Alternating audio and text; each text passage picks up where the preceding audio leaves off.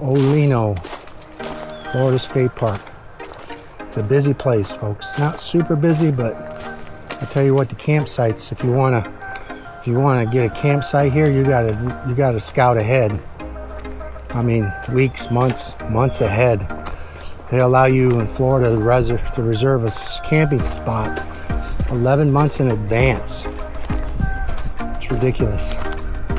Here we go. Olino River Rise Preserves State Parks. And this is the park. We stayed up here in Dogwood. There's a Magnolia campground right here. What's two? Limestone Trail right here. You know, they could have parking, tent camping along this route.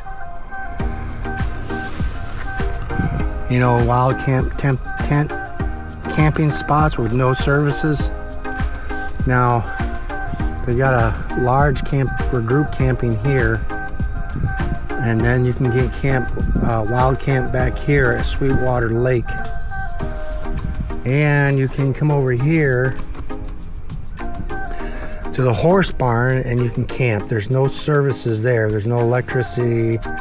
There's bathrooms. There's men and women's bathrooms and showers, but there's no water spigots at camping sites there. But you have to supposedly come to the main park here, up here, and get permission to camp down here if they have room. But all this is horse riding trails back here, and these are bicycle trails. I don't know if you can ride bicycles on the horse trails or not, but and then you can wild camp here, walk down here. It's about 4 miles, I think, or 4 miles from here to here.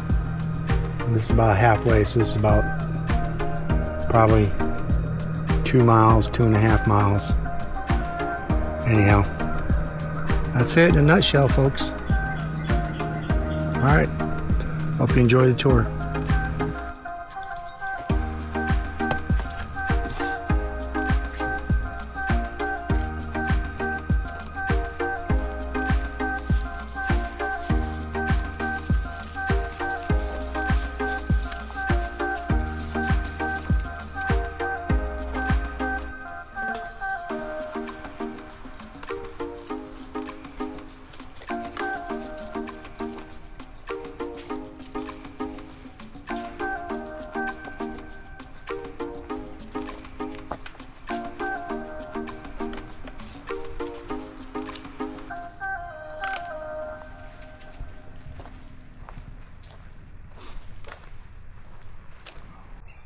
Have this pole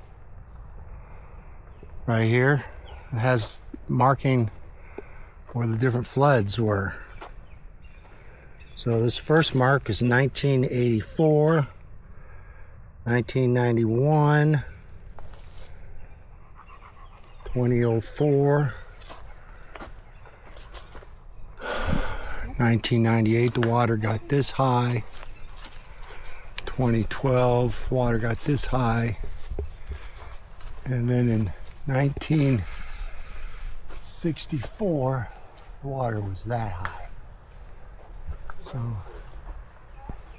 you look how far down the river is, that's how much it rose. All right, this is kind of a stairway here down to the docking area where everybody can go swimming if they want. Jump into the water.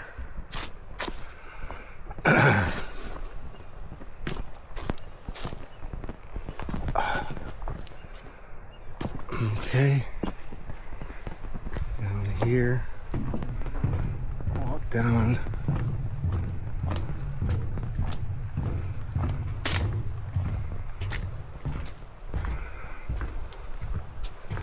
I don't know how deep it is here,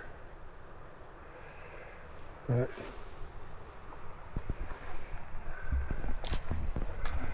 there's a better picture of the bridge.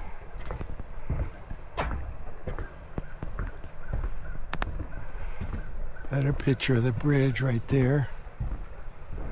I'll swim beyond that point right there.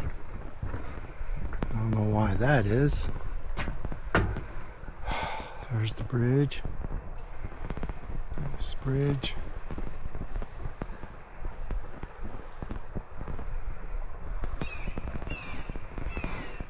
Back up this side here.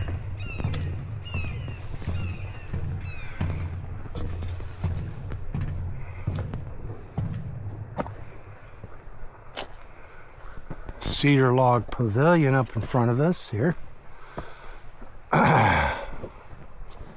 Or a cypress, I should say cypress log pavilion. Kind of interesting. Got this all blocked off because I guess they had storm damage. Well, the state, in no hurry to fix this stuff.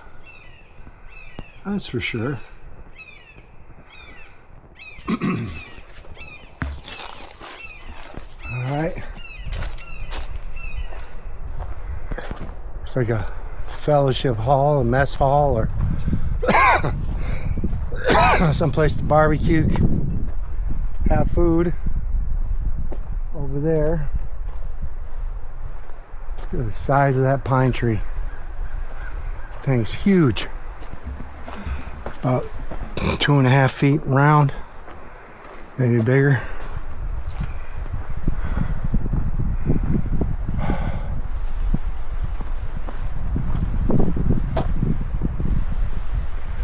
Another view of the bridge.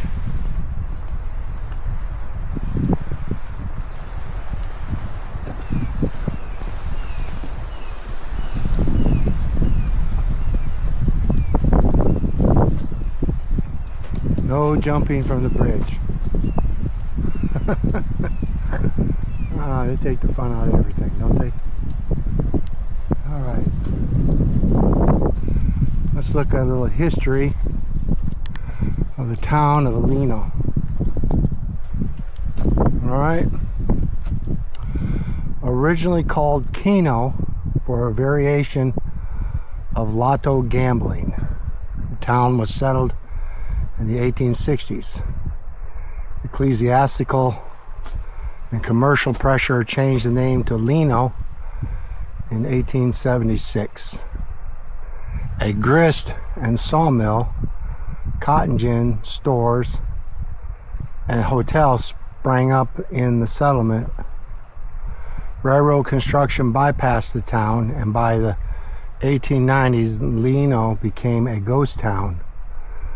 The site of Old Lino was purchased by the state as a park and forestry station in 1934.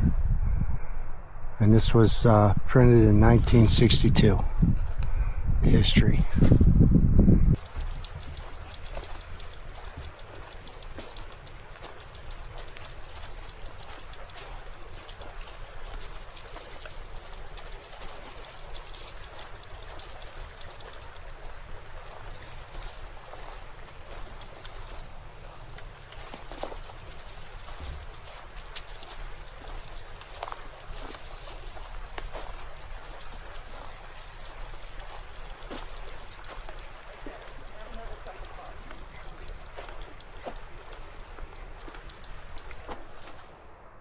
Oh, squirrel. Oh. This doesn't have a lock on it. Whoa. That fell. It's like an old town hall in there.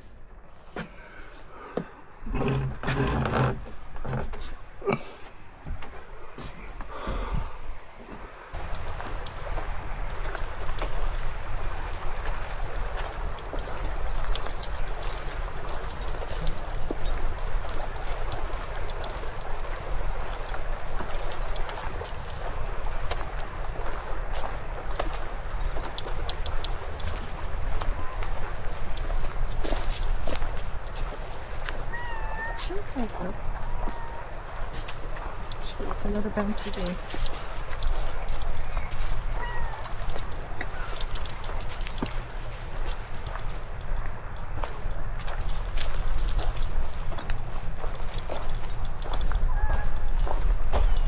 River Ridge Trail.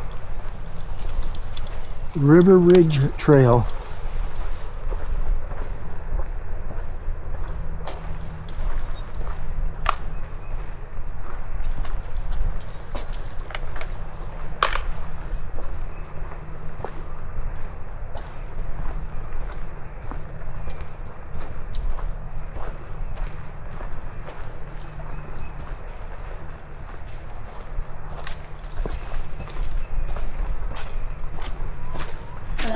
Hey.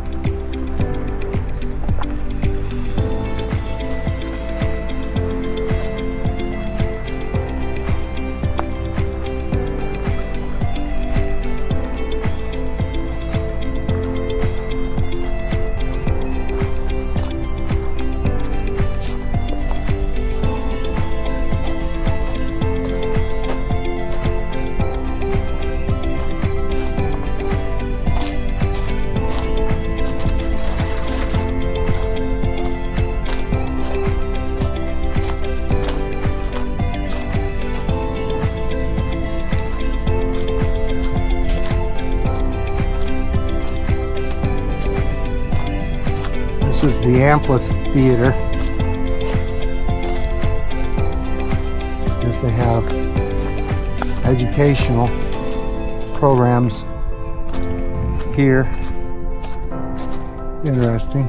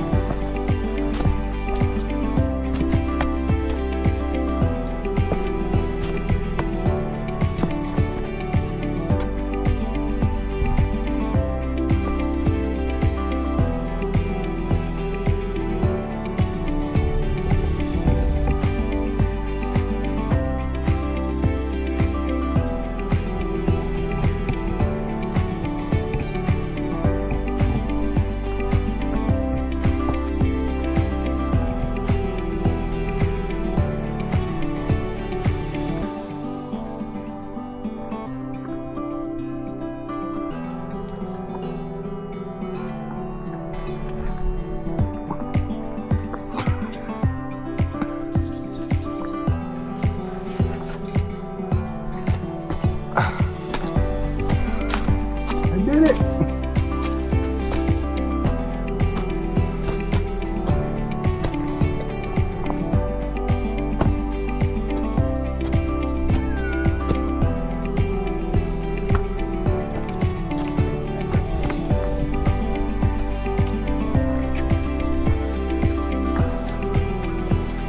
Did it with a cat on my back too.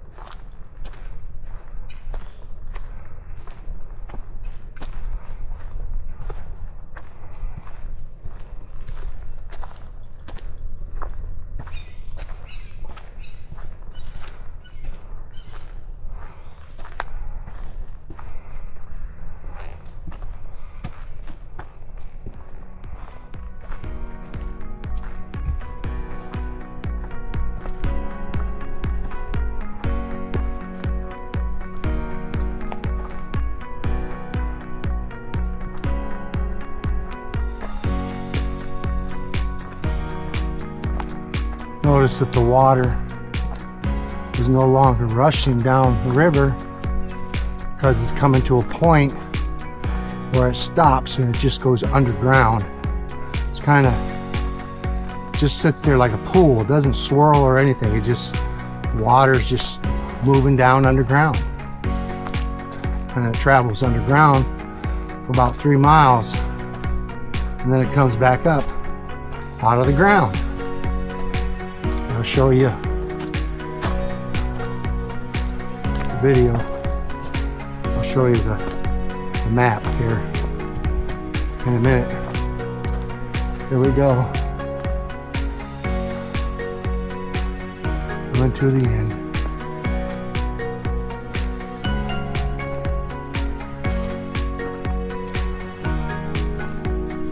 People from all over the state and country come to see this little wonder.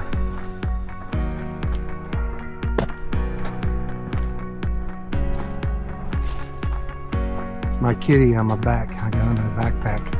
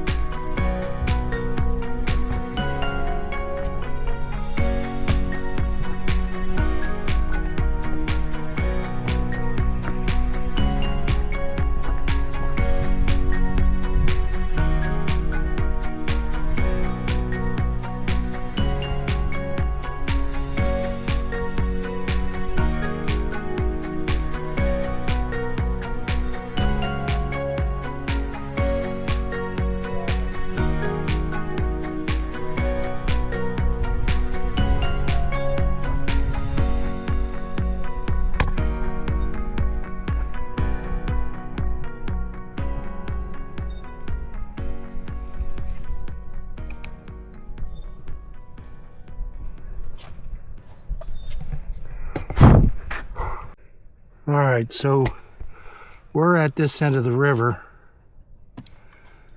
and I guess only a little bit of it's been explored underground.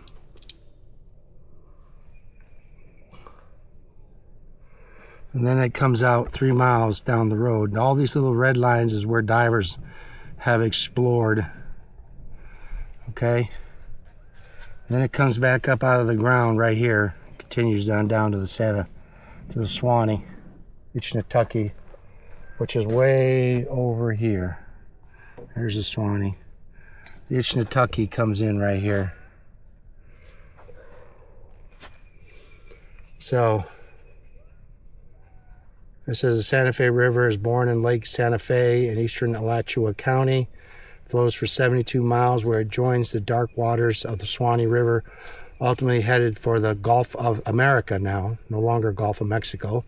Although it's all the same river, there's a big difference between the upper and lower Santa Fe. What's the difference? The upper Santa Fe River runs through a region of wet pine forests and swamps where there is an underlying layer of impenetrable clay. The rain that falls there is captured at the surface and returns to the river in slow-moving streams where tannins from decay, swamp vegetation, the water color of the tea. That's what changes the water color to look like tea. As the river flows westward, the landscape changes to a dry plain. There is no layer of clay. Rainwater sinks quickly through the sandy soil into the porous limestone. Bedrock flows underground to the river. The many sinkholes, springs, swallets, rises seen along the lower Santa Fe formed as naturally acidic rainwater dissolved the bedrock over thousands of years. Landscapes shaped by this process are called karst. Okay, so this search of the river. Before you is River Sink, one of the most dramatic karst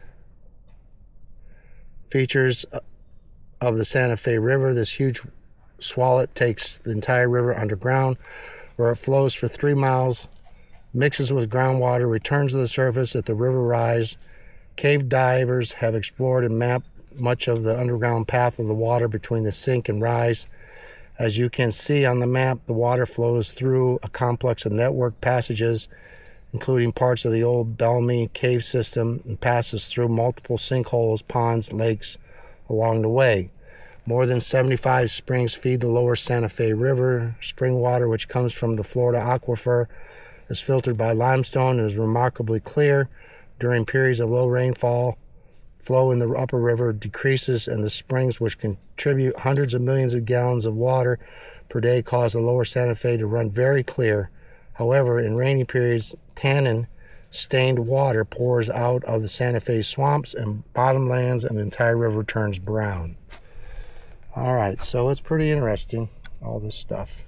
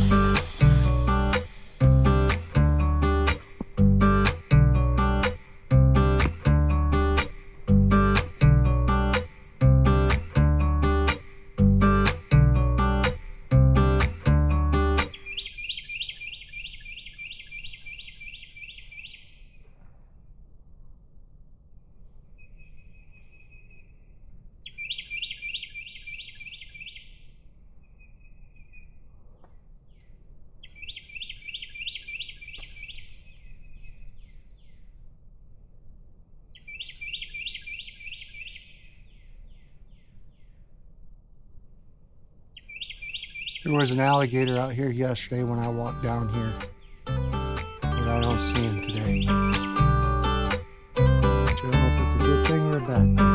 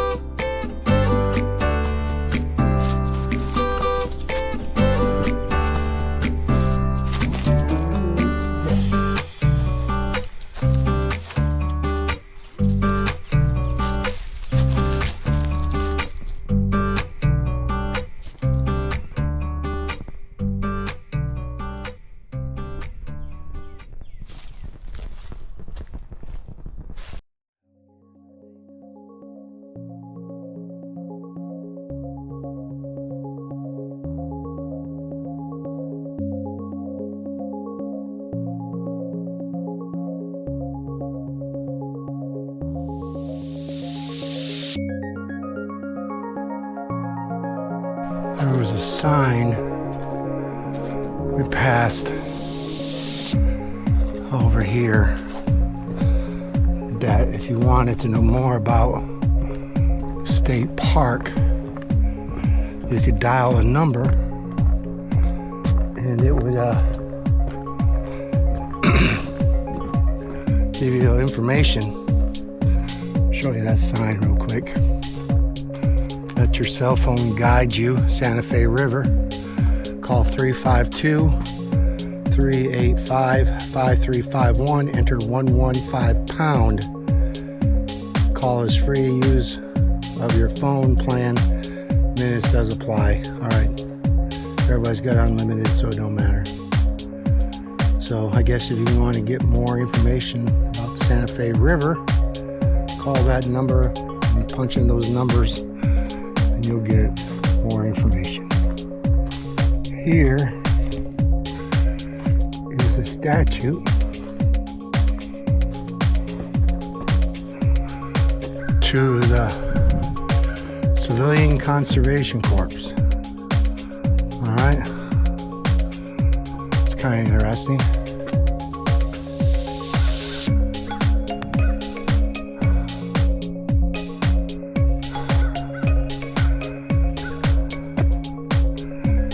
It says Civilian Conservation Corps, I guess April 5th, 1933 through June 30th, 1942. Consisted of 2,876,633 American youth served in 4,500 civilian conservation camps restoring ravaged land of depressed America. Some of the accomplishments: 2 to 3 billion trees planted, 800 parks built, 3,980 historical sites restored, and 6 million days of fighting fires. Wow. 6 million days. Holy cow. Oh, now it's got to be a mistake. 6 million days? Come on. Fighting fires? You can take it. That was their motto.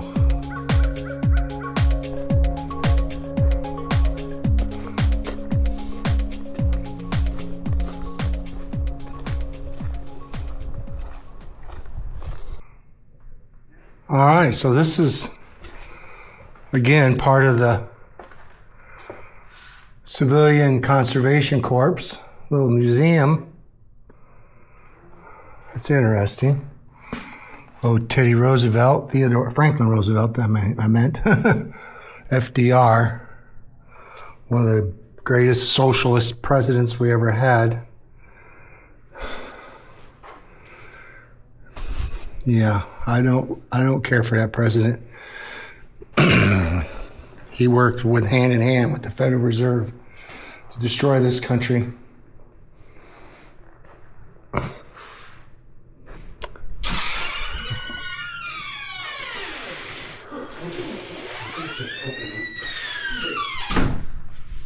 This is what's called superintendent.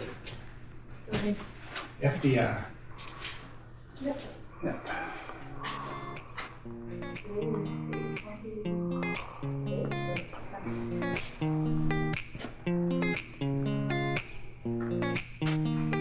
Oh, some of the arrowheads found in location here.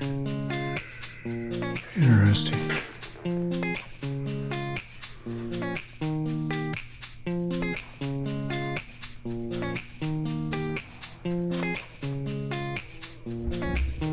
Supposedly civil conservation corps built this building.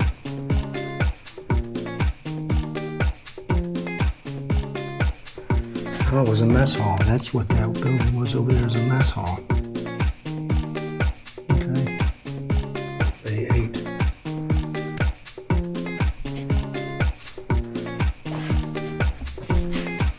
A hot summer day out there swimming.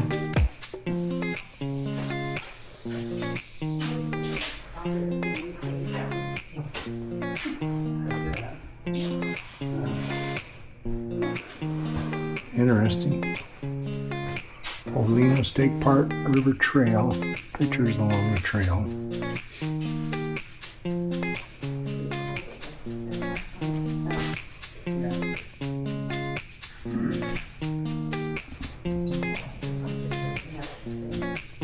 During the Great Depression and the Conservation Corps. Civilian Conservation Corps worked to work.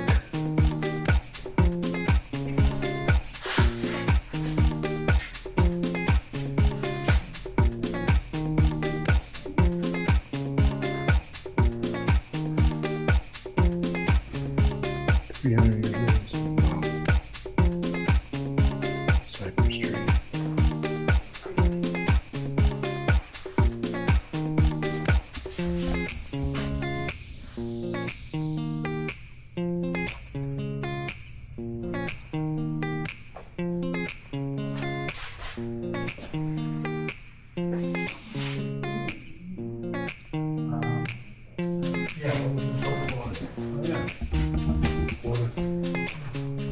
The tools used.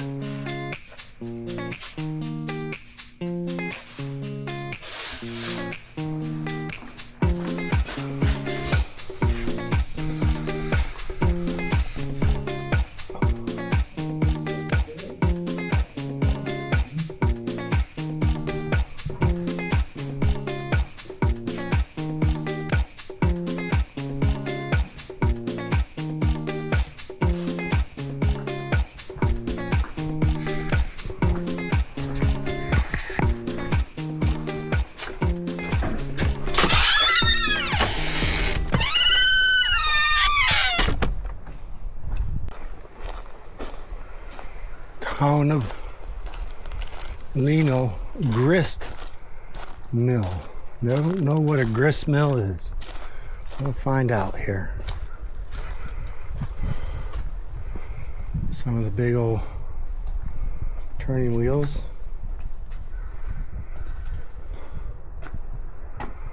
Artifacts contained in this pavilion are what remains of the town of Leno's grist mill machinery. Just downstream from the suspension bridge, you can still see the remnants of the dam and rock foundation left from the grist mill After viewing the remains at the river, one can understand its design and function with the dam diverting and channeling water to a wheel that powered the grinding stones before other forms of power became available. The harnessing of the water for grist mills to grind seeds into meal or flour was common throughout the United States. This small island on the east side of the river and its accompanying channel were a spillway for excess water to flow around the grist mill and dams to maintain river levels. In north and central Florida, corn was the grain of choice grown by most farmers for personal use and to sell in abundant. Grist stones, then seen here, would have ground the corn into a medium meal for breading or grits. Alright, and a finer weight for cooking flour. So that's where the grist, I guess the grist mill would come from, would get its grist for grits. I guess, right? There we go. There's some. The town of Leno, like many towns of its period, were developed because of agricultural business needs of the 19th century. Most Americans, as well as Floridians, farm smaller communities exist to expedite the business needs of farmers. Grist mills, sawmills, boat landings, and railroad stops were the center of these communities. Some good old days, huh? There's some old grinding wheels. Here it is, right here. Look at that. Grinding stones. Huh. I wonder if they had to make those things out of granite, I'm sure. This town, like others that no longer exist except for names on maps, vanished as railroads, highways, and shipping lanes passed them by. Leno was bypassed by the railroad and suffered a devastating freeze which led to its demise. Poor Leno. Now it's a state park. Here we go.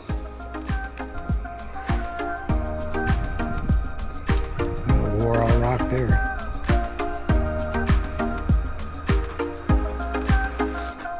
Interesting. All right, I think that's going to do it, folks. That's my tour of Leno State Park.